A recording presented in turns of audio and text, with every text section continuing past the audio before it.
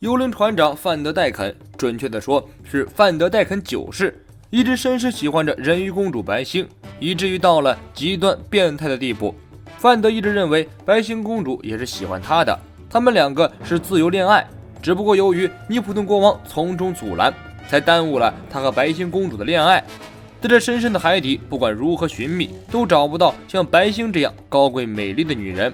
不过，如果白星敢和其他男人在一起的话，就把他给杀了。范德露出惊悚的表情，在白星的人生里，要么和他结婚，要么去死。范德怒吼着，将一把印有玫瑰花纹的巨型斧头向相反的方向丢出。斧头飞了一圈后，自动瞄准龙宫城飞了出去。龙宫城这边，人鱼公主白星的寝宫里，由于路飞鲁莽的闯入，惊吓到了白星。白星正哇哇大哭，比路飞个头大的泪珠滴落下来。路飞又烦又无奈，劝都劝不住，只好堵住耳朵。外面的守卫听到了公主的哭声，迅速赶过来查看。由于守卫交接出现了错误，导致白星公主寝室有一小段时间出现了守卫空缺，让路飞钻了空子。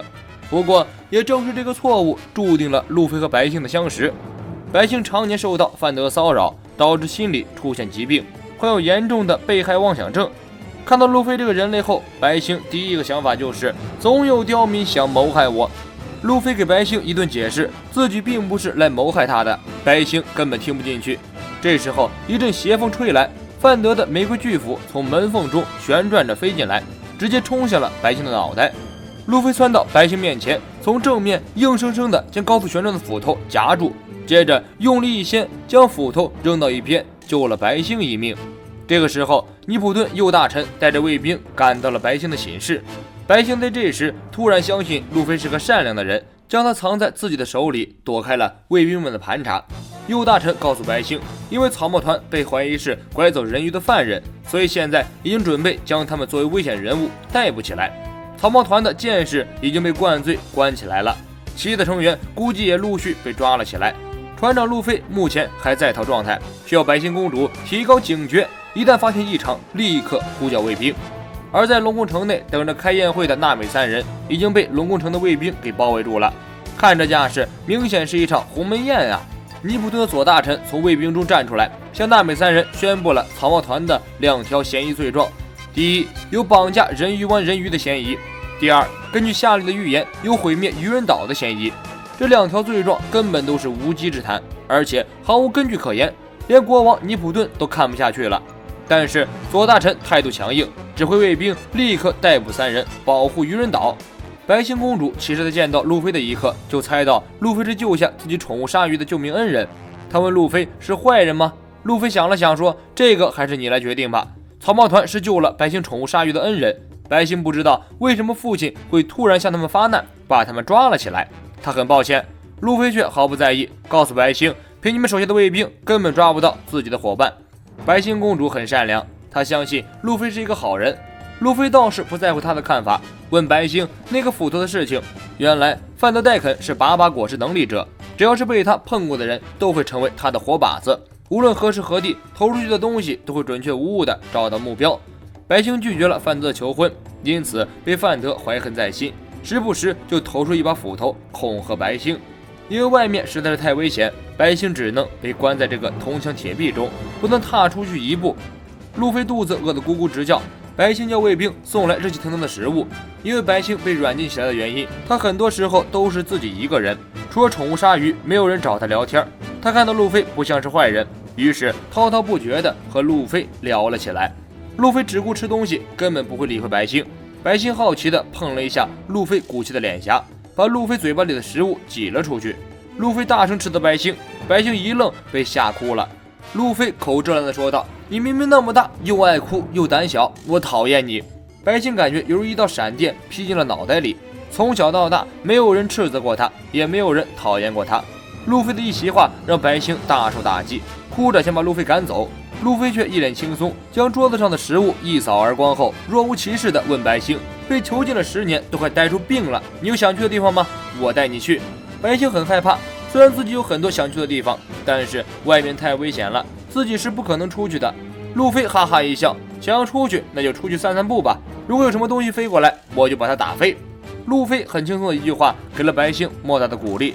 虽然他不知道眼前这个小小的人类有多大的能力，但是他却感受到了从来没有的安全感。龙宫里，娜美、乌索普、布鲁克三人面对成百的鱼人卫兵，丝毫不虚，甚至还打倒了几个。不反抗只有被抓，而且草帽团这边根本没有理由束手就擒，想找茬的话，那就只能奉陪到底。别看几个人平时总是被一些风吹草动吓得哇哇乱叫，真要是动起手来，哪一个都不是软柿子。鱼人卫兵一看，这群人也太强悍了，虽然不是船长，但是一个比一个厉害，卫兵们不敢再上前。左大臣趁机扣帽子，草帽团这么厉害，这就是夏利预言的序章。乌索普怒对左大臣，要不是你们先找茬，我们也不会出手。这些生活在暗夜生活中的卫兵和2年中乌索普经历的巨大昆虫的训练比起来，差太多了，根本不足为虑。乌索普掏出自己的新型武器黑兜，左大臣都吓傻，赶紧请求尼普顿国王帮忙。尼普顿国王考虑了半天，虽然不能凭着一句空洞的预言就把人抓起来，但是宁可信其有，不可信其无，还是先抓起来再说吧。尼普顿挥动手中的巨型3叉戟，向乌索普等人攻过去。千钧一发之际，索隆冲出来挡下了尼普顿的攻击。右大臣海马带着卫兵们赶了过来，吓了一跳。索隆本来已经喝个酩酊大醉，被抓起来了，没想到龙宫的牢笼如此不堪一击，被索隆轻松展开跑了出来。尼普顿奉劝索隆赶快投降，继续反抗下去只有2败俱伤。索隆根本不可能缴械投降。右大臣命令士兵们将索隆等人泡泡扎破，这样的话在海中战斗，鱼人族就会占有绝对的优势。不过他们万万没想到，早就有人先他们一步想到了应对的策略。没等他们开始动手损坏泡泡，那么就找来了一个巨大的泡泡珊瑚，利用珊瑚把整个龙宫城都笼罩在了泡泡里。这下鱼人们就没辙了。尼普顿一看，看来只有干一架了，挥动3叉戟刺了过去。索隆仅拔出秋水一把刀，面对这个鱼人岛顶尖战斗力，索隆只用上1/3的力量就可以了。战斗的结果是，索隆凭一己之力，把在场所有人连同尼普顿国王一起绑了个结实。乌索普几人都吓傻了，本来只是想吓唬吓唬国王他们，然后趁机逃走，没想到索隆真的动手了。这下看上去真的像一伙海贼强盗对鱼人岛造成了重大的威胁一样。索隆面对乌索普等人的指责也很懵，战斗明明就是他们先挑起来的，为什么要责备自己呢？不管怎么说，这下子是彻底得罪王族了，草帽团肯定是没法待在鱼人岛了，现在就应该赶快找到桑尼号，逃离这个是非之地。这时候，沙星3位皇子赶回了龙宫城，他们在门口处拨响了电话虫。索隆啥也不顾，接电话虫打招呼。沙星听到这个陌生声音，后面还夹杂着卫兵们的求救声，感觉事情有点不对。沙星让索隆立刻打开升降梯，让他们进入龙宫城。索隆直接拒绝了沙星王子的要求。帕帕古和凯米都吓傻了，求索隆等人把他们也绑起来算了，否则会被当成是团伙的。索隆没有理会帕帕古，直接向沙星王子提出条件，马上准备出航的事宜，必须先找到桑尼号，并且镀上新的防水膜，再把己方的伙伴们都找齐。娜美立刻补充了一句，再追加10亿贝利的赎金。沙星王子考虑一下，答应了索隆的条件，承诺会尽快送他们离开。不过他要传达一个慎平的口信给他们：第一，不要和霍迪开战；第二，慎平会在海之森林等着路飞。沙星王子传完了口信，就坐着龙宫船离开了。不过他通报了其他卫兵，一定要抓到路飞和其他的草王团成员。索隆等人占领龙宫城的事情很快传了出去，鱼人和人鱼们都很震惊。明明草王团的人看上去那么友好，居然会做出这样的事情，看来真是狐狸尾巴藏不住，露出了海贼的本性。另一会儿，卫兵很快找到了山治和乔巴，不过乔巴很快将卫兵给打退了。卫兵表示这伙人真的厉害，惹不起。路飞劝白星跟他一起出去散步，白星犹豫了半天，还是不敢踏出房门。路飞非常可靠的告诉白星，作为请他吃饭的回报，不管白星想去哪里，路飞都会陪同。白星涨得满脸通红，半天憋出一句话：海之森林。不过那里也只是自己的梦想，自己可不敢贸然的出门。说着说着，白星又哭了起来。路飞气得大叫：为什么只是说个想去的地方就会哭呢？这个人鱼真的是莫名其妙。这时候房门又传来一阵阵巨响，不知道范德那个家伙又扔什么东西过来了。白星吓得赶紧捂住耳朵，这次扔过来的东西砸在门上的声音太响，连龙宫城这里都听得一清二楚。尼普顿担心白星的安危，祈求索隆他们带自己去看望一下白星。索隆十分不屑：你一个人质还有资格命令我？布鲁克仔细分析一下，尼普顿所说的白星莫不是传说中的人鱼公主吧？提到人鱼公主，布鲁克立刻兴奋起来，奔跑着向白星公主的寝室跑去。右大臣放心不下白星，央求布鲁克带上他。布鲁克将5号大绑的右大臣海马扛起来，迈着快乐的小碎步奔了出去。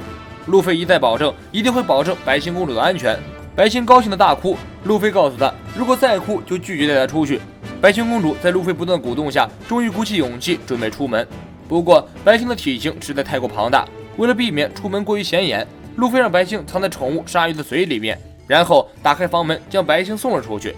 白星房间门的外边躺着一地的人，原来是这次范德扔过来的不是刀斧武器，而是人类海贼，以此来威慑尼普顿，顺便将这些海贼当枪用，用来进攻尼普顿的军队。右大臣敏锐地感觉到这是范德的偷袭作战。在草帽团集体在龙宫城里大闹特闹的时候，弗兰奇独自一人顺利地找到了师傅汤姆的弟弟丹。弗兰奇看望丹的同时，拜托丹帮忙找到被海流冲走的桑尼号。丹告诉弗兰奇，在人鱼岛的沉船会受到潮水的影响，最终会集中被冲到一个地方，那就是海之森林。单程的出租车带着弗兰奇一起向海之森林赶了过去。布鲁克扛着右大臣来到了白星房间的门前，正好看到宠物鲨鱼冲出房间游了出去。二人到房间查看，发现白星公主也不见了。这一下事情可严重了。右大臣断定这是一起绑架事件，如果白星受到什么伤害，那整个龙宫国都会乱作一团的。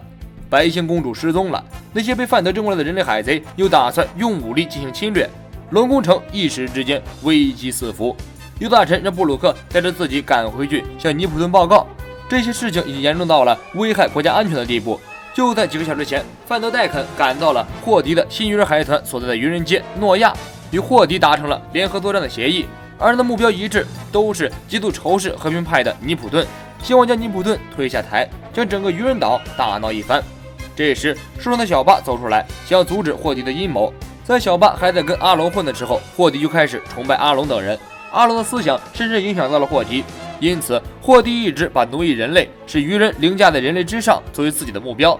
他没想到曾经身为阿龙海贼团的干部小巴会来阻止自己。为了防止小巴会进一步对自己的阴谋产生阻碍，霍迪默许范德干掉小巴。范德在小巴的身上打上把果实的诅咒，拿出一大把的剑攻击小巴。小巴立刻逃到海里，没想到那些剑就像跟踪导弹一样，一路追杀小巴。最终小巴还是没能逃脱，被箭雨活炸成了海胆。接下来范德和霍迪开始了第一步计划，就是把那些人类海贼当作武器扔进龙宫城，然后让他们从内部打开龙宫城的入口，帮助霍迪一伙侵入龙宫城。不过这种计划的问题就在于只有少部分人有机会活下来，多数人都会直接在墙上撞死。霍迪露出邪恶的笑容，所以才需要用人类的贱命来实施这个计划。就算人类海贼拒绝配合，也会被霍迪的人当场杀死。所以横竖都是死。侵入龙宫城后活下来的人还有机会被霍迪释放，获得自由身。霍迪话音刚落，范德就迫不及待地把这些人类海贼抓起来抛了出去。霍迪正式宣布，从今天开始，鱼人族新的历史征程首先就从镇压龙宫城开始。山治和乔巴这边将前来抓捕他们的卫兵全部放倒。突然街道上传来一阵阵尖叫声，山治和乔巴来到海岸边一看，居然是浑身是血被扎成海胆的小巴。小巴挣扎着告诉二人赶紧集合伙伴离开鱼人岛，新鱼人海贼团马上要对鱼人岛进行攻击，龙宫城要覆灭了。龙宫城内，布鲁克背着右大臣回到尼普顿王宫，有事情向他汇报。人类海贼尾随着布鲁克也来到了王宫，眼看一场血战就要开始，路飞这边还悠哉的带着白星公主逛街。根据白星公主所说，海之森林是一个墓地。同一时间，慎平已经在海之森林等待路飞了。他坐在一个墓碑前喃喃自语，那个墓碑的主人名叫一击王妃。我是千夫君，咱们下期见。